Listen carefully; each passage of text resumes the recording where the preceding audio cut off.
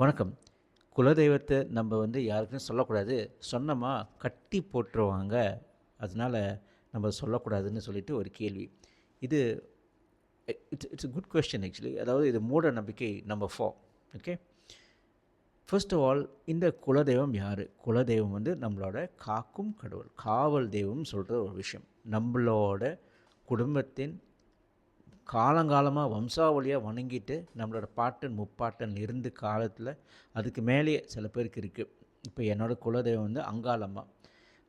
இப்போ அங்காளம்மாவின் சக்தி எனக்கு தெரிஞ்ச வரைக்கும் எங்க ஊர்ல கும்பகோணத்தில எங்க தாத்தா முப்பாட்டன்லாம் கட்டின கோவில்கள். ஸோ மேபி ஒரு 300, 400 இயர்ஸ் கூடயே இருக்கும் நான் நினைக்கிறேன். சொல்ல முடியாது எத்தனை வருஷம்னு. ஸோ இத்தனை ஹைதரா காலத்துலேருந்து வர சக்தியை நம்ம குடும்பத்துக்கு இப்போ எனக்கும் என் குடும்பத்திற்கு எல்லோருக்கும் அப்படி நான் வணங்கிட்டு வந்தேன்னா காவலாக இருக்கிற சக்தி காவல் தெய்வம். Okay, that's clear. குலதெய்வம் என்பது காவல். ஓகே, பில்லி சூன்யம் கண்ணாறு இந்த மாதிரி விபத்து இதெல்லாம் நம்மளுக்கு ஒரு ஒரு it's it's like protection. Okay. So ரெண்டாவது விஷயம் என்னென்னா, அப்படி கட்டி போட முடியும்னா கட்டி போட முடியுமான்னு இன்னொரு கேள்வி. வெல், இது என்ன மாதிரி சக்தின்னு பார்க்கணும். லெட்ஸே ஒருத்தன் தீய சக்திலாம் கற்றுக்கிட்டு மந்திரங்கள்லாம் கற்றுக்கிட்டு ஏதோ பண்ணிக்கிட்டு இருக்கான். ஓகே, இந்த கெட்ட கெட்ட விஷயங்கள் இந்த சூனியங்கள்லாம் வளர்த்து வச்சுட்டு இருக்கான். அவனோட சக்தியை கட்டி போடுறதுக்கு அது சில வழிமுறைகள் இருக்கிறது தான். ஓகே, அந்த மாதிரி ஒரு மனிதனாக பிறந்து அவனுக்கு இந்த சக்தியெல்லாம் அடைஞ்சி அவன் கெட்டது பண்ணிகிட்டு இருக்கான், மற்ற குடும்பத்தை பிரிச்சுட்டு இருக்கான். எஸ், அவனோட சக்தியை கட்டி போடுறதுக்கு அது சில ரெஃபரன்ஸ்லாம் இருக்குது. அதை பற்றி நம்ம பேச வேண்டாம். ஆனால் இது என்ன சக்தி?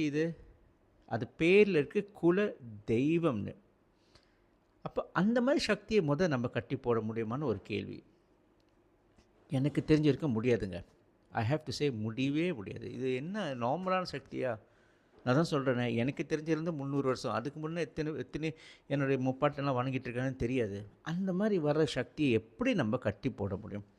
அப்படியே கட்டி போடணும்னா அந்த மாதிரி யாராவது இருக்காங்களா? எனக்கு தெரியாது. சத்தியமாக இல்லைன்னு நான் உறுதியாக சொல்கிறேன் அது.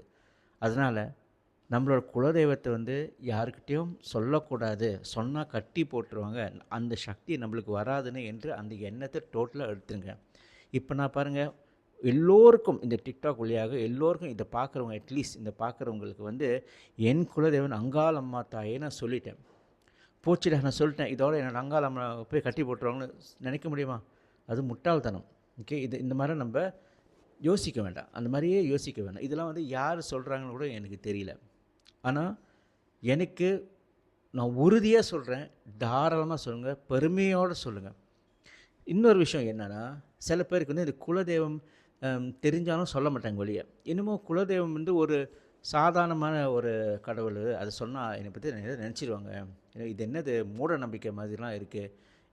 அந்த மாதிரி ஆளுங்களாம் இருக்குது. நான் பிரதானமான கடவுள் தான் வணங்குவேன். சிவபெருமான், மகாவிஷ்ணு, துர்கை அம்மா, அந்த மாதிரி பிரதானமான கடவுள். இந்த மாதிரி குலதெய்வம்லாம் வேண்டாம், அது எனக்கு சரியாப்பட்டு வரலன்னு அந்த மாதிரி சில பேர் யோசிக்கிறீங்க. அதுவும் இருக்கக்கூடாதுங்க. நம்மளுக்கு அப்பால் பட்ட சக்தி இது. அது அவங்கவுங்க வழிமுறை. சில பேர் அவங்களோட பாரம்பரியத்தில் வேறு வழிமுறைகள் இருக்கும்.